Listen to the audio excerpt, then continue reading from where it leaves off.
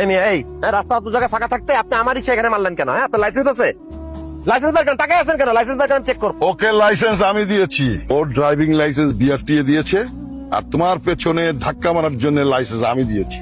আগে ওভারটেক করে যাচ্ছিলাম, দেখলাম তুমি রিক্সায় বসে ফোনে কথা বলতে বলতে যাচ্ছ, তখন মাথার মধ্যে একটা দুষ্টু বুদ্ধি খেললো, তাই তোমাকে ধাক্কা দিয়ে দিলাম। কিন্তু কেন? আপনি আমার সাথে এটা কেন করলেন? তোমার অবস্থান তোমাকে বুঝিয়ে দিতে।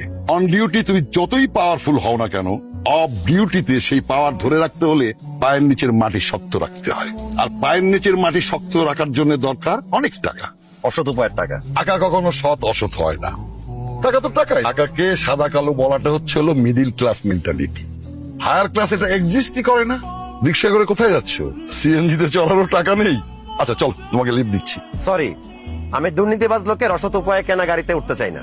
তার চেয়ে বরং আমার সৎ জীবন এবং এই সস্তা রিক্সায় জয়রাট অনেক উত্তম। আমি আসি, ভালো থাকবেন। আসসালামু আলাইকুম।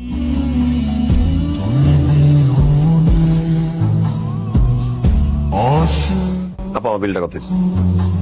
তারপর তো রতন, পুঁটি মাছ হচ্ছে গরিবের ইলিশ। ঠিক বলছেন স্যার। আপু পুঁটি মাছের বিল বাদ দিয়ে বড় এসে বিল করেন। একটু তাড়াতাড়ি করেন, আমার মেয়েকে কালকে বরপক্ষ দেখতে আসবে, অনেক কেনাকাটা বাকি। এক দোকানে বসে থাকলে তো আর হবে না। দিচ্ছি স্যার, একটু অপেক্ষা করুন। বাই এনি চান্স আপনি কি আমাকে ফলো করতেছেন? তুমি আমাকে ফলো করবে, আমি তোমাকে ফলো করতে যাব কেন? আমি আপনাকে কেন ফলো করতে যাব? দুর্নীতির টাকার ইলিশ। শোনেন আঙ্কেল, আপনাকে একটা মজার কথা বলি। আগে গ্রামে একটা প্রবাদ বাক্য ছিল, চোরে শোনে না ধর্মের কাহিনী। এখন সেই প্রবাদ বাক্যটা বদলে গেছে। এই যুগে চোরেরা নিজের মুখে শোনায় ধর্মের কাহিনী। আপনি যতই চেষ্টা করেন আপনার দলে টানতে আমাকে, কোনো লাভ হবে না। আর আমি চোরদেরকে ফলো করি না, চোরদেরকে ধরাই আমার কাজ, ফলো করা না। ভালো থাকবেন।